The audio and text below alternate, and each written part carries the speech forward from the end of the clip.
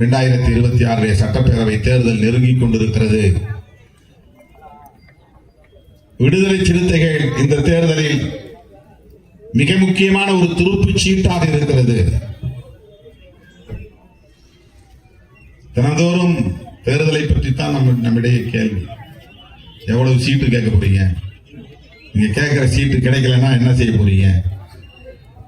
உங்களுக்கும் திமுகவுக்கும் இடையில அடிக்கடி உரசல் வருது.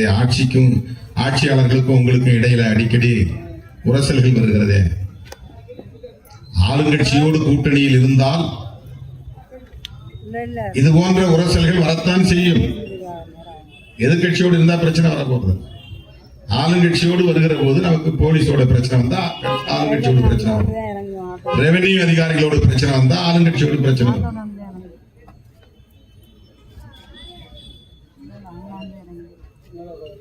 ஆளுங்கட்சி கூட்டணியில் இருக்கிற போதே நமக்கு அவ்வளவு நெருக்கடிகள் இருக்கிறது என்பது உண்மைதான்.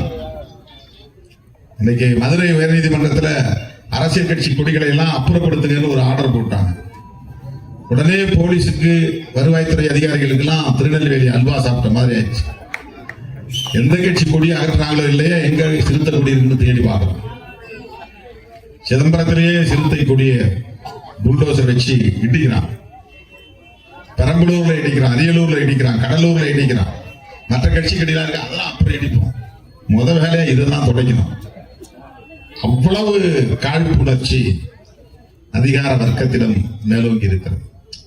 இவங்கெல்லாம் இப்படி ஒரு சக்தியா வளரணுமா?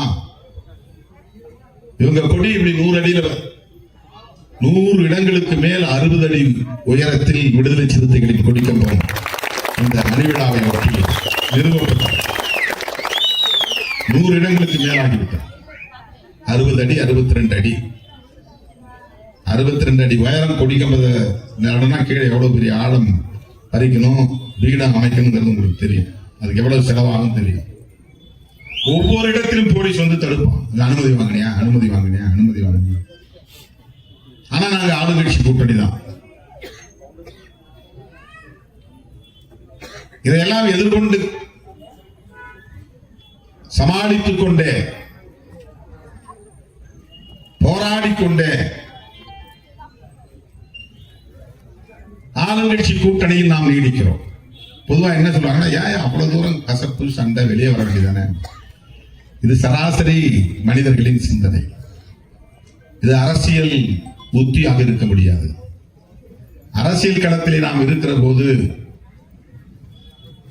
எல்லாவற்றையும் கவனத்திலே கொண்டுதான் ஒரு முடிவு எடுக்க முடியும். ஒரு பிரச்சனை மட்டும் கவனத்தில் கொள்ள முடியாது. ஒரு டிரான்ஸ்பர் கேட்டோம், டிரான்ஸ்பர் போட்டு கொடுக்கல, அதுக்காக கூட்டணி விட்டு வெளியே வாங்க.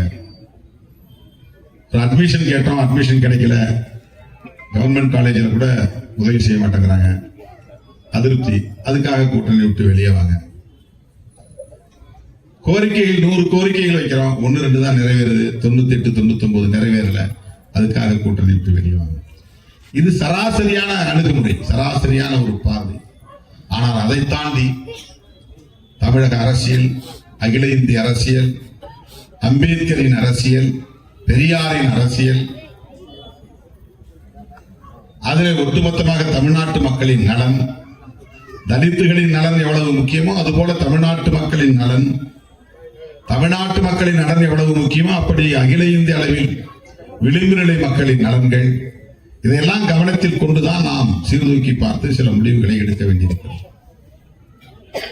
அரசியலில் நிதானம் தேவை, சகிப்புத்தன்மை தேவை, பொறுமை தேவை. நமக்கு ஆதரவான சக்திகள் யார் என்று அடையாளம் காண்பதில் ஒரு தெளிவு தேவை. கொள்கை அடிப்படையில் நம்முடைய பகைவர்கள் யார் என்பதை முடிவு செய்வதில் ஒரு துணிவு தேவை.